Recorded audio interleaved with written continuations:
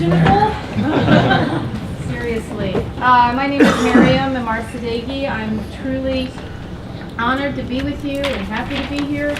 I participated in We the People the first year that it launched, and as an immigrant in particular, I was deeply grateful for the experience. Unit 1 especially was the one that resonated with me. I still keep that original textbook very close to me. Through the year, believe it or not, I take a look, and it shaped me. I started an organization that provides civic education to people living in Iran, where I'm originally from. Good afternoon. My name is Barry Anderson. I'm an Associate Justice on the Minnesota Supreme Court. I've had the privilege of judging this competition over the last few years, but I was also an assistant coach for a team from Hutchinson, Minnesota. Made the national tournament on several occasions, and I'm fully acquainted with all the work and stress you're all under. So we're looking forward to the conversation today. Hi, my name is McConnell. I was a professor of history at Columbia College in South Carolina for about 20 years, but for the last couple of years I've been teaching 8th graders. So, yes, think of yourself in the 8th grade and take that where it will. Good afternoon. We are Foothill High School's Unit 1 representing the state of California. My name is Nishita Shetty. My name is Neil Chitale. My name is Russell Sullivan. My name is Shani Lubomirsky. My name is Harsha Mudalyar, and we'd like to thank the judges, the audience, and the timekeeper for being here today, and introduce to you our coaches, Mr. Detamore and Mr. McBride. Wonderful. Thank you.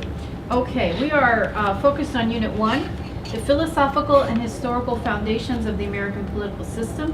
The question we have right now is number 2. Our system of government is based on both natural rights philosophy and classical republicanism. Which philosophy, if any, has predominated American political thought, and what have been the benefits and costs of this predominance?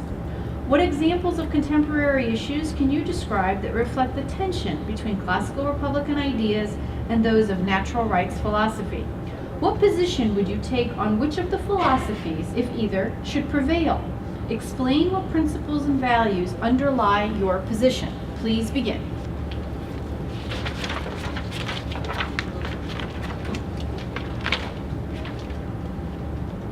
Generally, classical republicanism emphasizes the good of the state over the individual, as opposed to natural rights philosophy, which places a larger emphasis on individual rights.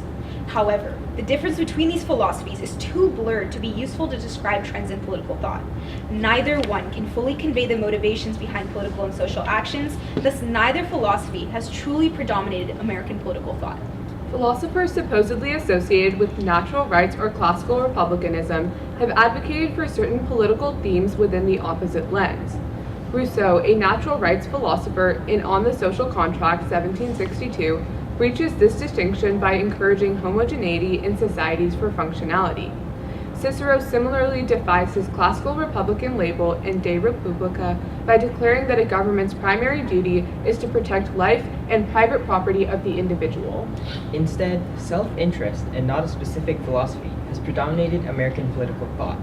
Inclusions to the Constitution, such as regulation of interstate commerce in Article 1, Section 8, disproportionately benefited the elite class that most of the framers were a part of. While American government has undeniably influenced our ideals of a common good, it is impossible to separate our leaders' individual motivations from the documents and laws we enact. As a result of the country being heavily founded on an aristocratic tradition, America falls behind other wealthy nations in preventing inequality. An OECD study of 18 Western countries in 2018 found that Americans who grew up with families in the bottom 20% of yearly income are the most likely to remain in the bottom 20%. Contemporary issues therefore reflect a tension between people's different self-interests, and therefore a clash between individualism and collectivism.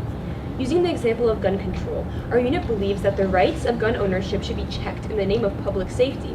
However, we hold this belief because we see it as being in our self-interest due to the political climate of California that we've grown up in. While we all fall on the same side of this issue, we see the clash resulting between us and gun rights activists who feel that guns are integral to their cultures or necessary for public safety. We additionally view universal health care as being in the self-interest of both ourselves and the nation as a whole.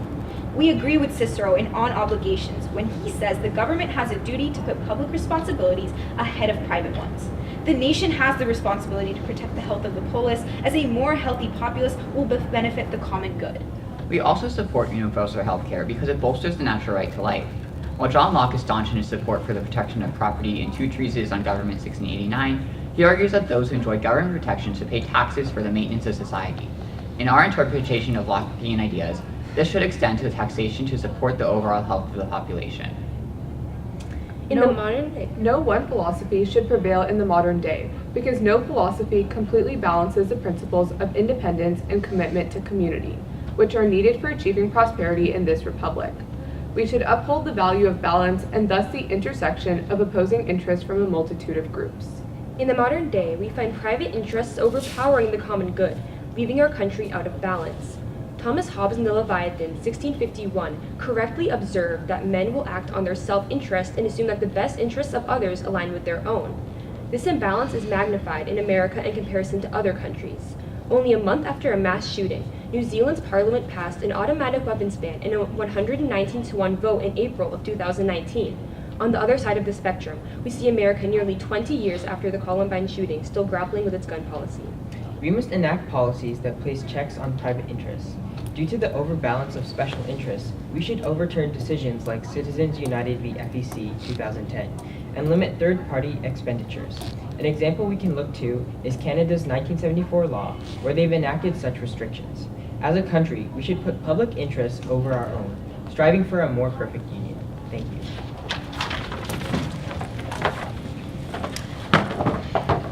Okay, let me ask you about the rise of technology, particularly social media. Do you think that it's helped matters as far as civic discourse, civic responsibility, achieving the common good, caring for our republic, or is it too much of a mess?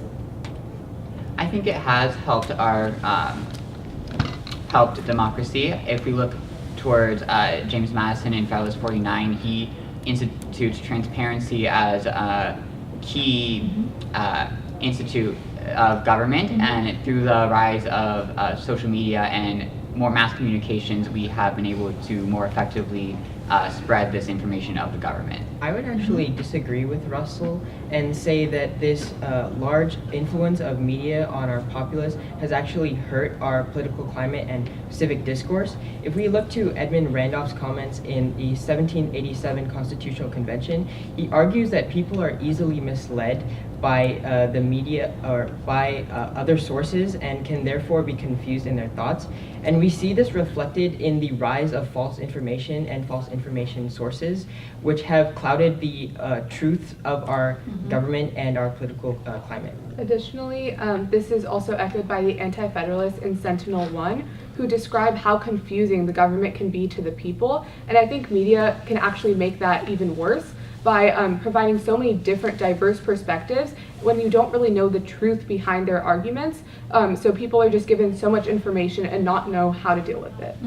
Any solutions? Any things you think should be done or can be done? I would say we can look back to the era of the founders, where there was a higher esteem, a source of media that was held in higher esteem, known as the literati. We saw these journalists who were held as a more credible source endorsed by the government, and thus the citizens in a time of turmoil and confusion and upheaval could look towards these sources to be able to see what exactly could be trusted about our nation's forming, as the Constitutional Convention was a closed convention.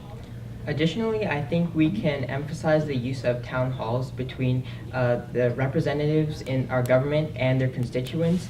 If the people are receiving information from the representatives without the media filter, I believe that they will be much more accurately able to assess the government's functions and the government's proceedings. So let me change the focus here a little bit. You talked about collectivism, and you talked about public rights being ahead of private rights and the value of doing so. I'm going to take a position here, and I want you to tell me why I'm wrong. I would argue that the Anti-Federalists, this is exactly what they were afraid of, and why they insisted on a Bill of Rights before the Constitution was approved. And it was all about preventing the government from putting public rights ahead of your right of free speech, providing for compensation before the government can take your property. Why am I wrong about that?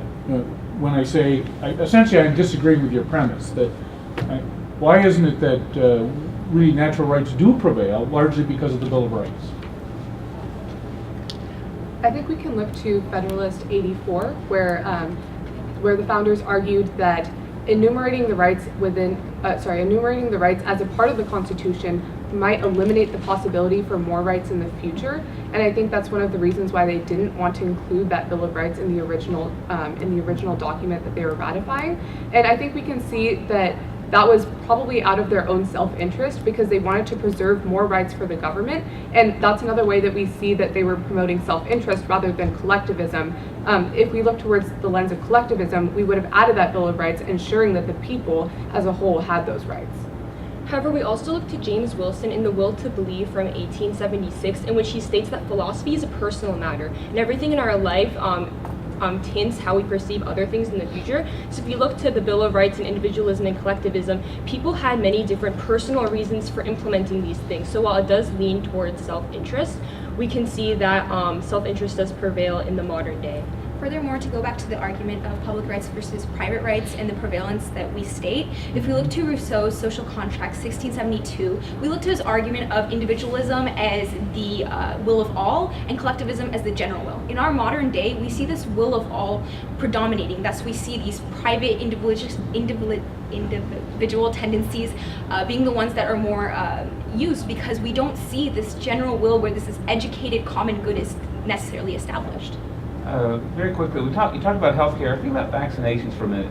Does the government have the right to tell you that you have to get some foreign material stuck inside your body, whether you want it or not? Is that a violation of a natural right, or should at that point your civic virtue predominate? Yes, I do think the government should be able to require vaccinations, especially in public places such as schools, because if we look back to Aristotle in Politics, he says that an obligation to the state and overall well-being society comes before that of the individual, and the overall health of the greater population would therefore take precedent. And we see the harm in placing the individual interests of maybe refusing to get vaccination hurting us. Studies have shown that as a community, we have to maintain a 95% herd immunity, or a 95% of the population must have vaccinations for vaccinations to work and protect everyone, even the people, may I finish my thought? Sure. Even the people who cannot receive vaccinations. So in this sense, the government must prioritize the public good.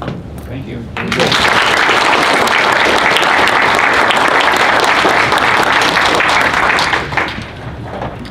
Okay, fantastic.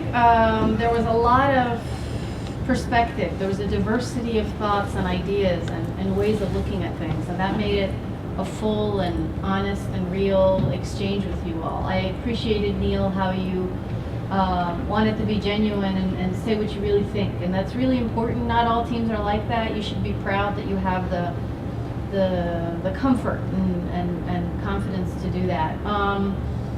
The Rousseau point was so good. I hadn't heard that. Reminded me of all that Rousseau stuff. I actually really can't stand the general will, and that only, but it still was a good reminder of what he was thinking about before he kind of went crazy with it. I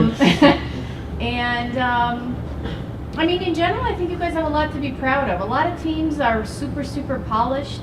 And they're not, to me, the most impressive necessarily. The ones that really look like they're thinking for themselves as individuals while they're answering our questions, I think are much more interesting to me, and you guys did that.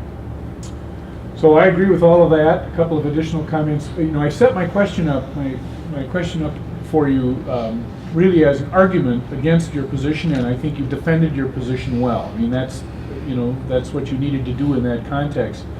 I do think the Anti-Federalists would be concerned about some of the positions that you were taking, and Canada is an interesting place in the sense that Canada, like Great Britain, does not place the emphasis on individual rights vis-a-vis the government the way the United States does. And so, as an example, I'm not sure how persuasive that is, but I thought it was a great exchange. And on the vaccinations piece, I really like your response to the question that my colleague asked. The outcome from vaccinations, if you don't get that herd immunity, then you have to deal with infectious diseases, and now you're talking quarantine. And I can tell you from my own experience, just as a member of a being involved in state government, governments have quarantine plans that they hope never to have to use. And that's a much greater restriction on liberty than vaccinations are. So, You don't want to have to get there. right, exactly. So, great point. Yes, I enjoyed your conversation entirely. Going back to the vaccine issue, I wish we had a bit more time because I wanted to think, well, what do advocates for the right to refuse vaccine? What is their argument? What is the logic of that argument? Because there is an argument there, it is logical, even though we might find it, you might say, well, 6 months old, we still have rights not to be infected with AIDS as well. Complicated problem, that's exactly what you walked into when you started addressing these big issues. Great job. Yeah, actually, the vaccine thing is a perfect example of the disinformation. There's all kinds of Right. stuff out there that is just plain wrong, but it's out there. People read it. All right. All right. Great job.